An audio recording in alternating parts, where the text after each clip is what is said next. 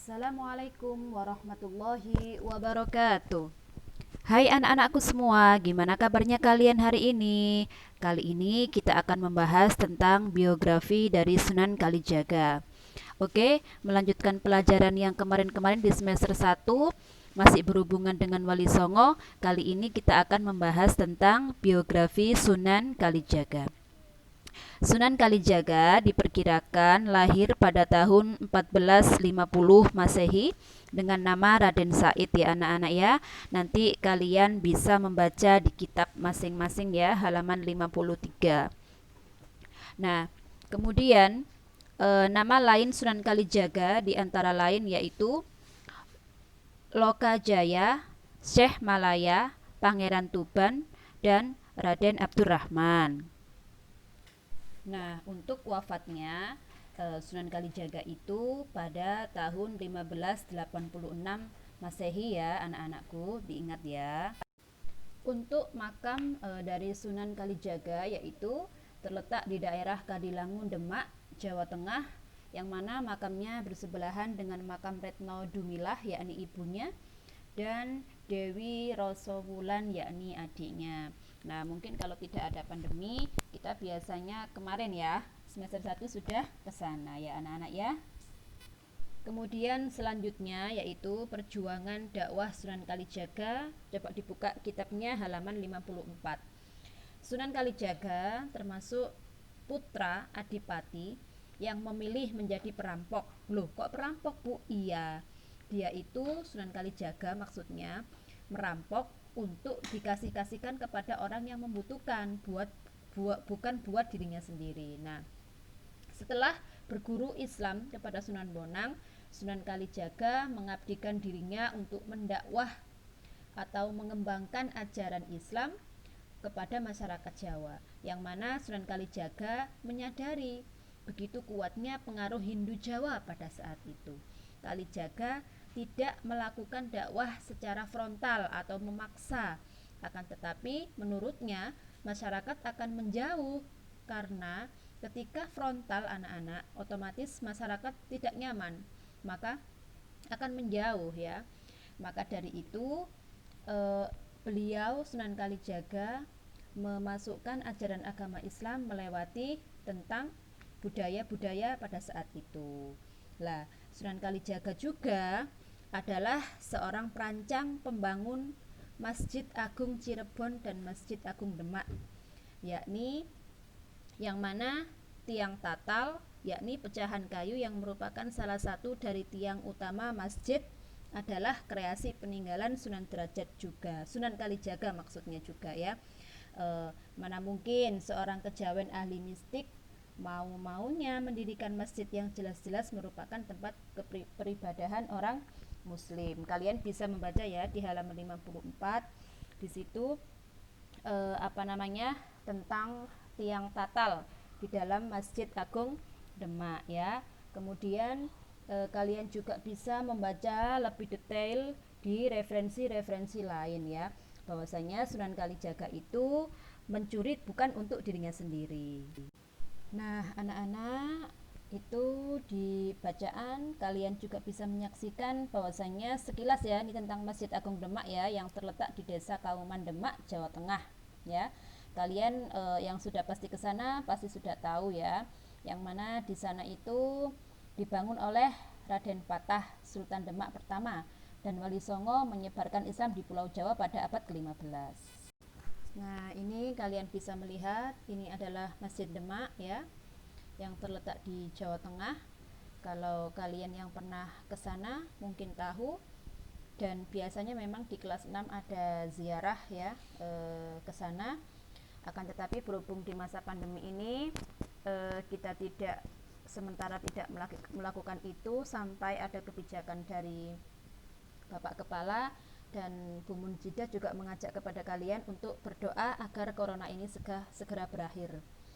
Nah, anak-anak, ini adalah tiang tatal ya, yang mana tiang tatal sendiri itu termasuk pecahan-pecahan kayu gitu. Itu ada 4 tiang, itu menggambarkan empat penjuru mata angin ya. Kalau di barat laut didirikan Sunan Bonang dan lain sebagainya, bisa dibaca di buku.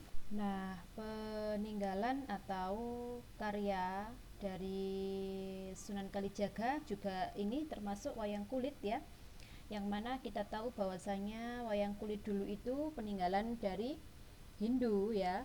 Ya, apa namanya? Sunan Kalijaga memasukkan ajaran Islam melalui wayang kulit ya, yang mana bentuknya itu jauh dari wujud manusia utuh seperti yang pertama kali ditentang oleh Sunan Giri ya. Kalian bisa membacanya nanti ya. Nah, inilah upaya-upaya para wali dahulu itu menyebarkan agama Islam melalui budaya. Jadi tidak usah dengan kekerasan ya anak-anak, makanya tidak usah dengan kekerasan kalau menyebarkan agama Islam. Cukup kalian tirukan atau kalian berakhlakul karimah yang baik. Sekarang kan kalian sudah mengenal Islam. Nah, kalian tinggal meniru sunan-sunan dahulu itu ketika menyebarkan agama Islam, tidak usah dengan kekerasan ya. Kalian cukup mengaplikasikannya dengan akhlak-akhlakul karimah yang baik ya, sopan, santun seperti itu.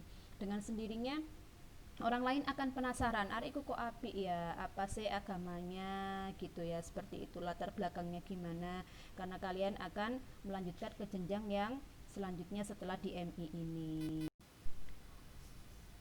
Oh iya anak-anak, selanjutnya yaitu dalam masalah berpakaian ya.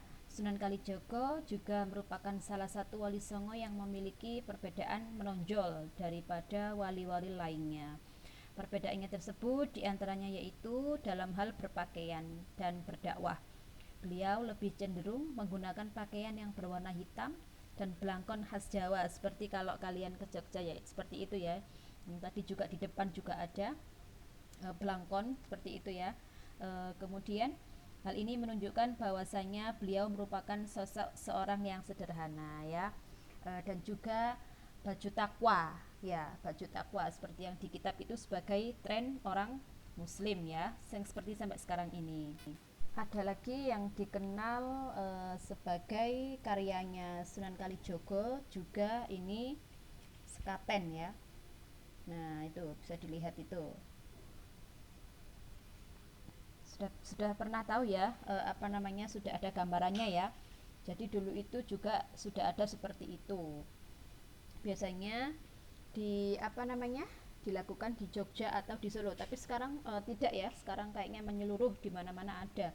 Biasanya kalau di kita biasanya kayak sedekah bumi gitu ya. Intinya yang penting kita itu meminta kepada Allah Subhanahu wa taala. Itu yang menjadi esensi tujuan ajarannya para wali songo. Mengubah dari ajaran nenek moyang ke ajaran sekarang, memasukkan ketauhidan. Lah ini apa namanya, ada gerbek maulud ya, sekarang juga apa ada ya, dulu sempat hilang, sekarang ada lagi gerbek maulud ya. Tuh bisa dilihat gambarnya itu, nanti biasanya didoai dulu baru dibuat bancaan ya, istilahnya seperti itu ya nak ya. Bahkan lanskap pusat kota berupa keraton, alun-alun dengan dua beringin dan masjid pun diyakini sebagai karyanya ya. Jadi anak-anak bisa ditiru, Sunan Kalijogo ini ternyata banyak juga karyanya ya. Anak-anak juga bisa tetap semangat meskipun di pandemi dan tetap berkarya. Berkaryanya gimana ya, di rumah bisalah bantu-bantu orang tua, menyenangkan hati orang tua, kerjakan tugas dengan tepat waktu ya.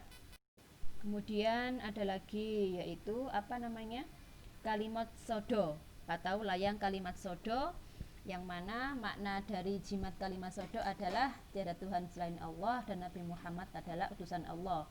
Yang di pelajaran lain atau di pelajaran agama lain, maksudnya di mapel lain ya, biasanya disebut dengan ucapan syahadatain atau dua kalimat syahadat. Lah ini kan termasuk dasar ya, tujuan orang masuk Islam itu kan untuk meyakini ini gitu loh. Jadi apapun itu metode yang digunakan Sunan Kalijaga itu tadi, intinya ya memasukkan kalimat sodo ini.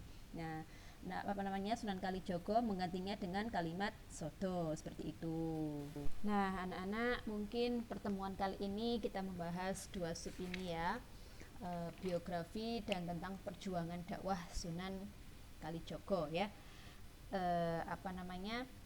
Nah, dengan dakwah-dakwah apa namanya, dengan kreasi-kreasi beliau, karya-karya beliau, banyak juga akhirnya metode dakwah yang dipakainya itu apa namanya, karena dianggap sangat efektif ya, maka dari itu sebagian besar adipati di Jawa memeluk Islam melalui dirinya, diantaranya yaitu Adipati Kartasura, Kabumen, Banyumas, dan Pajang, yang sekarang kota gede ya itu ya. Anak-anak, kayaknya di sini dulu, tugasnya tidak usah rumit-rumit ya.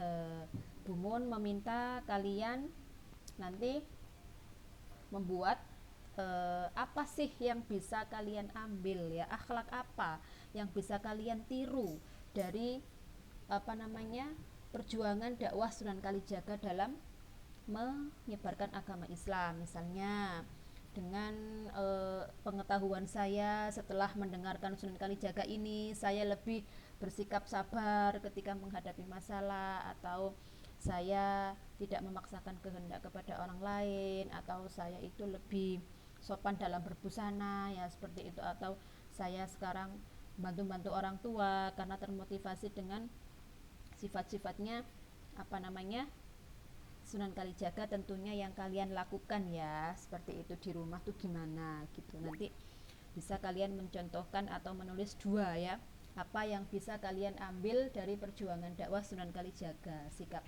apa gitu ya. Nah apa namanya, anak-anak, Bu Muzidah mohon kalian apa, baca-baca ya, baca-baca misalnya di buku, di kitab, atau bisa cari referensi lain di internet atau di YouTube banyak ya. Nah kalau misalnya nanti ada pertanyaan bisa japri juga ke Bu Munzidah ya seperti itu ya. Untuk tugasnya nanti juga dikirim ke WA-nya Bu Munzidah seperti itu ya anak-anak ya. Dan juga kita semua berharap bahwasanya pandemi ini segera berakhir, kita bisa bertatap muka lagi dalam keadaan yang sehat dan menyenangkan seperti itu.